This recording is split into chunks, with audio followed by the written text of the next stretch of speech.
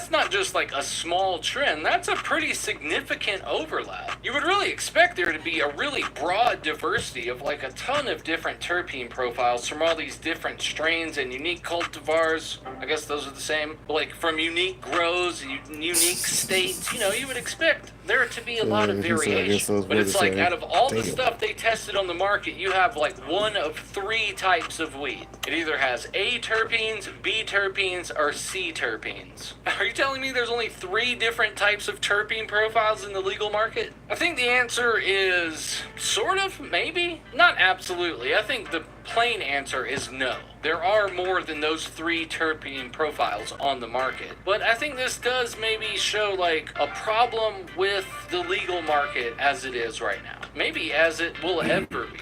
Because there's certain things that just sell better. Certain strains that sell better, things that test higher tend to sell better, and there are certain trends that the legal market takes. If one strain is really, really popular one year, everybody wants to grow that, everybody wants to have that. People start breeding with that. It just becomes part of everything on the market, you know? Or that's what it feels like sometimes.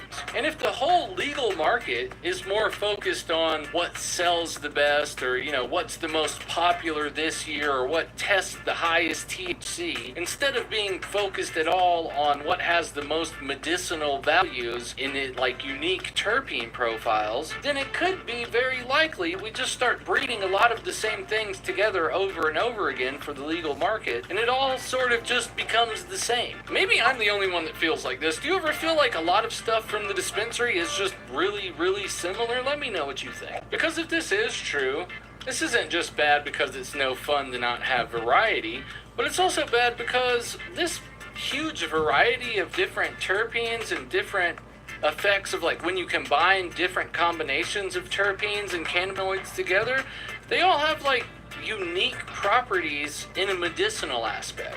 Terpenes do all kinds of really cool things medicinally, especially when you're combining them with cannabinoids. And so the more variety we have in things like this, it seems like the better for, you know, medicinal patients. And it wasn't even just the terpene profiles that they were testing that were so similar. As I've covered in another video, they were even testing indicas against sativas and finding that strains labeled indica and sativa had like the same exact chemical makeup. All of the same cannabinoids, all of the same terpenes. For their scientific research purposes, these were basically the same plant, and they're labeled as opposites. Like, are we diluting the stuff in the legal industry so much that the indicas seem like sativas and vice versa? I don't want to make it seem like I'm downing the legal industry. I love being a part of the legal cannabis industry, and I love working in the cannabis industry and everything that comes with it. It's just that I don't want to see everything become the same. I don't want to dilute everything down just, you know, because companies are trying to make some money with what's popular. And a lot of places really go off of mainly the strain name to sell what they're trying to sell. Like here in Colorado, we don't even have a list of terpenes on the label. We just have cannabinoids. Some states list all of the terpenes in every strain you buy, and I love that. I wish every state had that. But when we're just going off the strain name, and that's what people are really doing a lot of their shopping off of, it'd be nice if the strain name actually meant something and it wasn't all just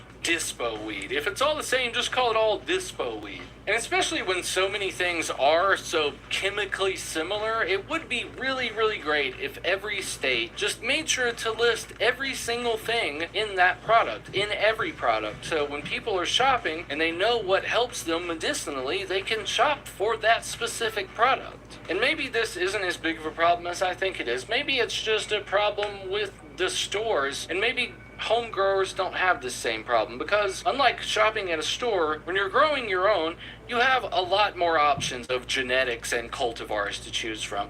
And if you want to get started in that, I have a whole series that shows you exactly how to start and grow your own home garden from start to finish. And if you want to learn all about the top 10 terpenes and what they can do for you, make sure you watch this video. I'll see you in the next one. Peace.